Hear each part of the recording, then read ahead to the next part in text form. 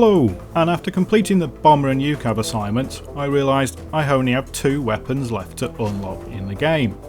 So, started with the UMP9, which needs you to complete the Engineer Expert assignment, and for that I was missing repair tool ribbons. Now, I don't usually carry the repair tool as an engineer, I carry the SRAW and slams. But for a few rounds, because I was only missing a few ribbons, I thought, right, I'll go out and try and get repair tool ribbons. Should be pretty easy. Well, one thing I forgot is that you don't get them for repairing your own vehicle. And I'm not even getting the little repair tool wheel on here. So that was one thing I forgot. Fortunately, the APC in front of me needs repairing as well. So here I do get the little wheel, I do get some repair tool score, and that's building up towards the ribbon. When you've got 8 vehicle repairs, it will grant you a ribbon.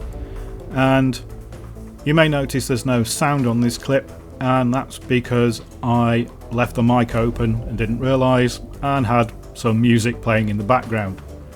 And the copyright system wouldn't have liked that. Now, this clip has got nothing to do with repair ribbons, but everything to do with my favourite gun at the moment. This is the SKS, which is a DMR. Now, the SKS is supposed to be a close range gun. If you look at its stats, it's got a high rate of fire for a DMR and low recoil, and a relatively low damage model. So you'd think this wouldn't be very good at long ranges. But it still is. It's still a 3-shot kill at this range. Now, it's got slow bullet velocity, so you're not going to hit anything moving, but a target standing still at long range is still perfectly hittable with the SKS. Anyway, back to the repairs. So a couple of tips for repairing. Whichever way the gun you're on is facing, that's the way you're going to get out of the vehicle. So if you want to get behind the vehicle, point your gun backwards and you will get out at the back. And another thing to remember is you're pretty vulnerable stood there repairing. So do remember to dance around a bit while you're repairing. So going side to side is usually good, or going all the way around the vehicle if you don't know where the shots are going to come from. And if a vehicle is taking too much damage for you to repair, don't be afraid to run away from it, because you can die when it blows up. But by far the biggest peril for a repairer is sitting in the gunner's seat when your driver is an idiot. What makes a driver an idiot? Well, driving off and leaving your repairer behind is usually a good sign. Obviously some magical pixie was repairing his vehicle, and so he just drives off and leaves me. And even though I make it into cover, I do get sniped behind a wall. But despite the netcode, I did still manage to get my final repair tool ribbon. When I respawn in, the UMP9 is unlocked, and I've completed the Engineer Expert assignment. So, that's 1 down, 1 to go. So what can you say about the UMP9? Well, I suppose the major thing that comes across with the UMP9 is that it's okay, and that's about the best you can say for it. What it has going for it is a reasonable reload time, it has pretty good recoil, but it suffers from its rate of fire. It's got a rate of fire of 700 rounds a minute, and that is what gives it low recoil. Yes, its recoil numbers are low, but its rate of fire is low. So if you compare it to something like the CZ3A1, that has higher recoil, but it's firing at 1,000 rounds a minute. And there's a lot of PDWs that fire at 900. The other drawback for this thing is it has 31 rounds in its magazine, and you burn through those quite quickly. The UMP9 isn't bad, it's just not really good at anything other than recoil. But the problem with recoil on a PDW is you're going to be firing close up. If you're firing at something a long way away, you're using a PDW wrong. So why wouldn't you take the CZ3A1? Yes, the recoil's much higher, but at 10 to 20 meters, does that really matter when you're firing 1,000 rounds a minute? So the UMP9, it's not great, it's not bad, it's just in the middle somewhere. It would have been a great starter gun for the PDW class because of its low recoil, but being this far down the assignment tree, you've got much better guns by the time you've unlocked this thing.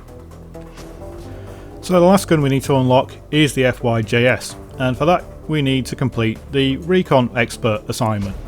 And what I was missing at the start of this was the Marksmen Ribbons.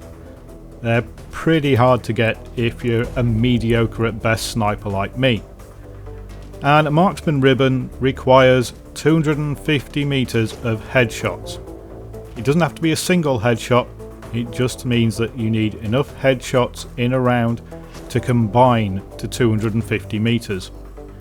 So there you can see one Marksman Ribbon.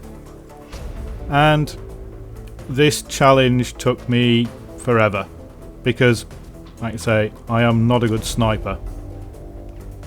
Even hitting that guy from straight above, I still missed his head. So I'm using the SRR61, and here I make the unwise decision to duel with the minigunner on an attack bow.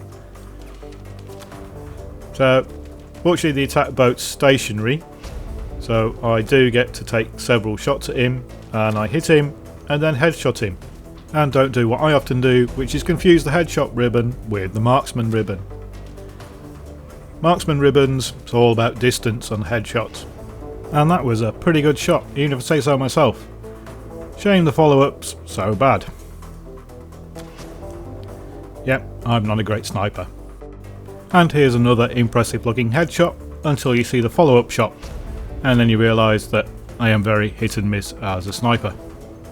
But fortunately that's the last marksman medal I need, and that unlocks the FYJS and completes the Recon Expert assignment, and the rest of the world doesn't have to put up with my sniping anymore. And as a bit of a bonus I get a marksman medal, so that's some interesting XP. So was it worth unlocking the FYJS? Well, simply put, no it wasn't. This video is going to show you the big problem with the FYJS. It's a gun that doesn't know what it wants to be. It's got the low bullet drop of the SRR61, but it's got the damage model of the Scout. So you get a ton of hits and very few kills. At long range this thing does 36 damage, so a headshot isn't going to get you a kill. And if you're a mediocre sniper, not being able to get a one-shot kill is bad news, and it's going to get you killed. So the FYJS isn't worth it. So this is my assignments tab, and the only assignments I have left to do will only get me dog tags or camos. All the weapon assignments are now done, and that includes gadgets. Out of all the guns I've unlocked, there have only been 4 that I've used regularly. I use the L96A1 and the L85A2 from China Rising, because those are pretty good guns until you've got something else unlocked later on. And from Naval Strike, the SW40 is a good pistol, and the AWS is the best LMG in the game. In fact, it's pretty well the best gun in the game. There is nothing the AWS does badly. It's good if you burst fire it, it's good on full auto, and it reloads faster than some of the assault rifles, even though it's got a 100 round magazine. What more could you ask for?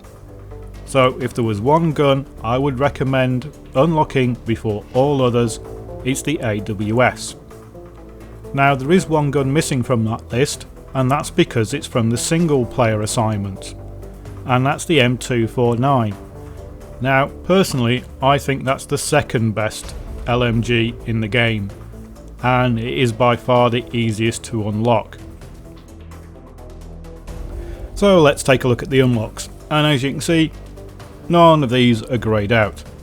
The only slight cheat was that I unlocked the shotguns and pistols first in the Player Appreciation Month, but I think I pretty much have them all unlocked from XP as well now.